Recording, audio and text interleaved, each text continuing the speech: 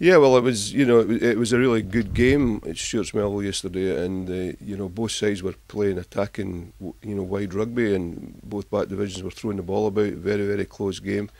With 20 minutes to go, we missed a penalty to make it 16-all, which it would have been anybody's game in my opinion then.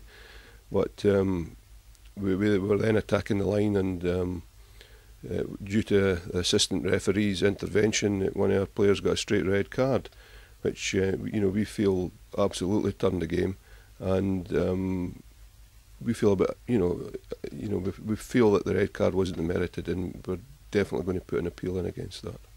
So the actual situation itself, I mean, there was two red cards for Peebles. Obviously, one was basically a double yellow, which is a red, but this was a straight red. Now, Adam Clark, you've known this guy for years. Well, I've known Adam Clark since he was about 12, 13-year-old, and Adam isn't that type of player.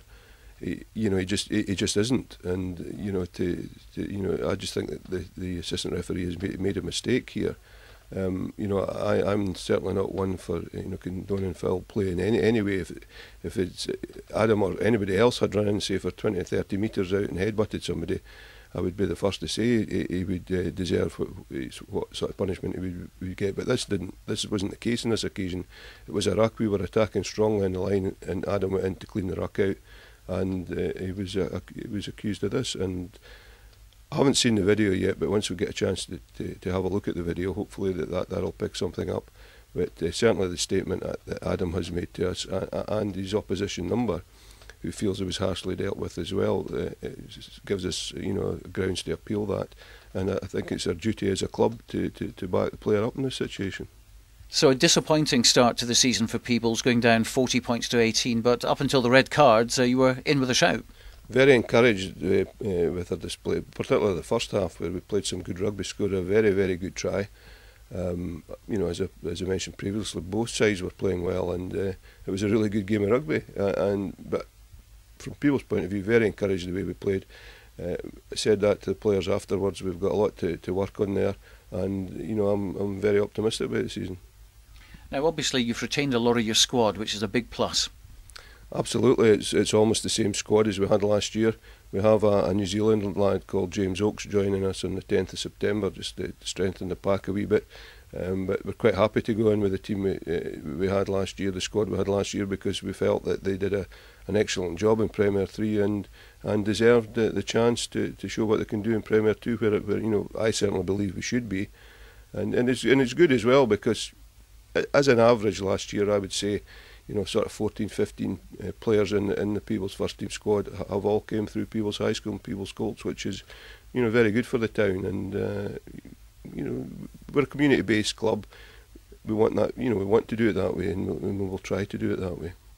I can see a lot of the Premier 1 clubs looking over their shoulders in the Peebles direction, and looking at people like Callum Farmer and Dan Botwood and Donald Anderson, all these guys, and licking their lips saying, oh, we'd like to have them in the side, but great for Peebles that they've decided to stay. Absolutely. We have suffered in the past with losing one or two players to rival border clubs who are in Premier 1.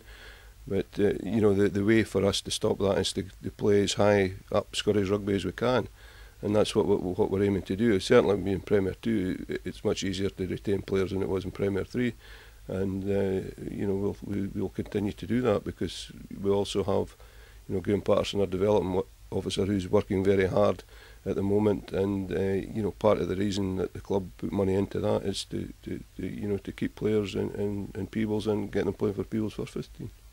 A lot of people obviously looking at the Premier 2 and licking their lips again and saying, well, look, we've got 4 big teams from the borders in there. It's going to be a hell of a scrap, isn't it? It's going to be a great division. I mean, there's going to be some really great border derbies this year, and that benefits us all, because we get good crowds at these games. I think last year down at Netherdale at the Gala game, there was over 1,000 people there, and that was in Premier 3. And I think it's the biggest crowd in Scottish club rugby that day. So this year we're going to have 2 or 3 of these games, and also Biggar comes into the equation there as well, a local derby for us. So I'm sure the treasurers will be licking their lips in anticipation of good crowds and hopefully some good games of rugby. So realistically, is it a case of consolidating your position in Premier 2, or are you up for promotion? we've always got to be up for promotion. I certainly believe that. If you go into a season, you've got to go out with the attitude that you want to win the league.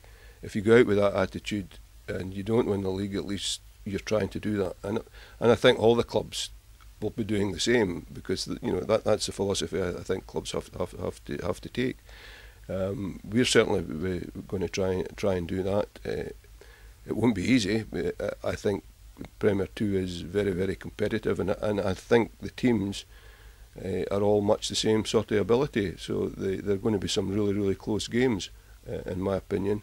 And whoever wins in the end will justify the title.